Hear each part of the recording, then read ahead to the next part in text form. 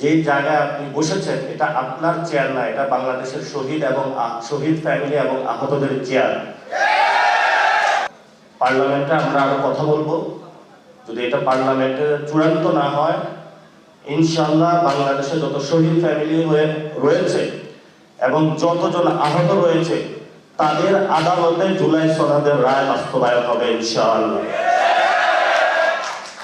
বাংলাদেশের 70% মানুষ রায় দিয়েছে যে গণভোটের, সেখানে আমরা দেখেছি যে জুলাই সনদ বাস্তবায়নের পক্ষে। সেটা যিনি প্রধানমন্ত্রী হয়েছেন উনি 2টা ভোটে প্রধানমন্ত্রী হয়েছেন, একটা ভোটে নয়। ফলত একটা ভোট মানবেন, আরেকটা ভোট যদি না মানেন তাহলে আমরা ভবিষ্যতে আপনাকে অবৈধ প্রধানমন্ত্রী বলব।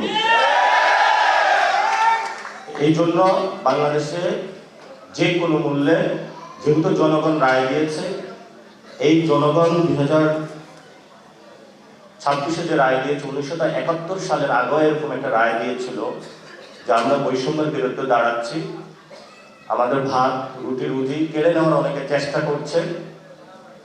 সে রায়কে, জনগণের যে রায়টা আছে সেটাকে শ্রদ্ধা জানানো হয়নি, ফলত বাংলাদেশ স্বাধীনতা লাভ করেছে।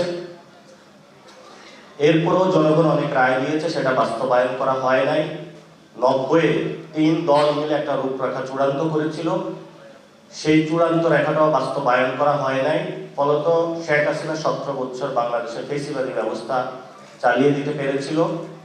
এবং সেখানে 90-এর যে আন্দোলনটা হয়েছিল, যদি 3 দলীয় রূপরেখাটা বাস্তবায়ন করা হতো তবে শেখ হাসিনা 17 বছর থাকতে পারতো না এবং আমাদের 1400 ভাইও শহীদ হইতো না, অসংখ্য মানুষের হাত পা চলে যেত না।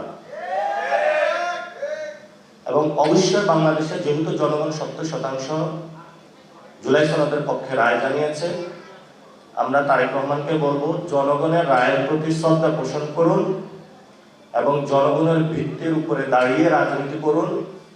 যে জায়গায় আপনি বসেছেন এটা আপনার চেয়ার না, এটা বাংলাদেশের শহীদ এবং শহীদ ফ্যামিলি এবং আহতদের চেয়ার।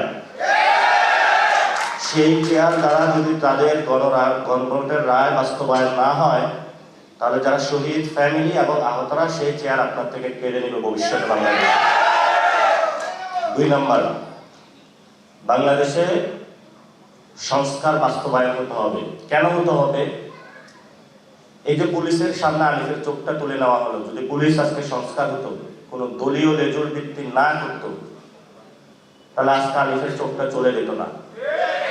যদি জুলাই সনদ বাস্তবায়ন হতো তাহলে এই ধরনের নগ্ন সন্ত্রাসী কার্যক্রম আমরা পথে দেখতাম না।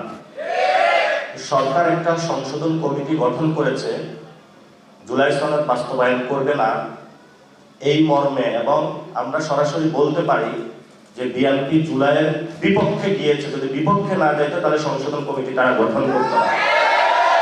যেহেতু তারা সংশোধন কমিটি গঠন করেছে, পার্লামেন্টে আমরা আরো কথা বলবো। যদি এটা পার্লামেন্টে চূড়ান্ত না হয়, ইনশাআল্লাহ বাংলাদেশে যত শহীদ ফ্যামিলি হয়ে রয়েছে এবং যতজন আহত রয়েছে তাদের আদালতে জুলাই সনদের রায় বাস্তবায়ন হবে ইনশাআল্লাহ।